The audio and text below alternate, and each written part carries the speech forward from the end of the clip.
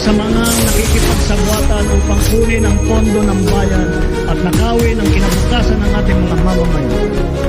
Nahiya naman kayo sa inyong kapwa Pilipino. Okay. Magsabunutan daw kami.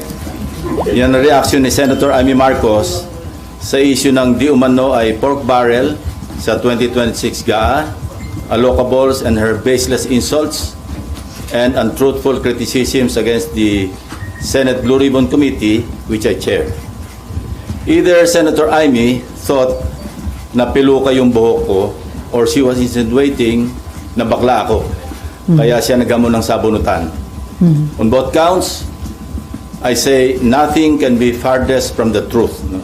Una, hindi po piluka ang aking buhok. Idugtong ko na rin na walang peke sa mukha ko. Hindi rin pustiso ang ngipin ko. My teeth are all mine. Ulitin ko, walang peke sa anumang bahagi ng aking mukha. Pangalawa, lalong hindi ako bakla. At kung iniisip ni Senator Amy na bakla ako, wala siyang maaaring makita na macho dito sa mundo. Pangalawa, or anyway, please don't get me wrong, I have nothing against homosexuals. It is their choice and I respect them for that. But as far as I'm concerned, kahit hindi ako kagwapuhan, para sa akin, masarap pa rin na maging tunay na lalaki. At tulad ni na Tito Soto at Gringo Hunasan, macho din po ako. Lalaking lalaki. Period. End of discussion. On Monday, January 19, we will resume the Blue Ribbon Committee hearings to further clarify some issues surrounding the flood control anomalies. Hence, we'd like to know more about the so-called Cabral files. Not necessarily from Congressman Leandro Leviste, although he is most welcome to attend and participate in the hearing. In fact, we're also sending an invitation to the Speaker of the House of Representatives. But we prefer to get it from the original and official source itself, the DPWH, Department of Public Works and Highways.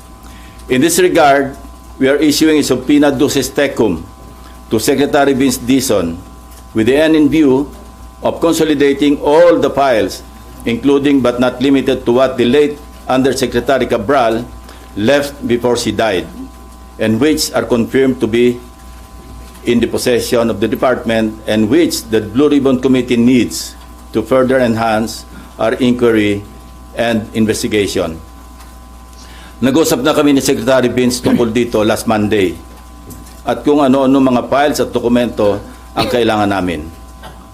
In relation to this, I received reliable information that former DPWH Secretary Manuel Bonoan deliberately submitted to Malacanang incorrect grid coordinates of thousands of flood control projects all over the country which form part of the Sumbong sa Pangulo website. This resulted in grossly inaccurate data involving some 421 ghost projects on previously inspected flood control projects earlier reported to the public by the said department, and which they are now trying to rectify by comparing the records in their multi-year planning and scheduling, or MIPS, MYPS, Project and Contract Management Application, or PCMA, and other related documents that remain intact and in the possession of the department. Second, we would like to clarify persistent reports that former Speaker Martin Romualdez had purchased a house and lot in a plush subdivision in Makati City using the Discayas as front in the said sale.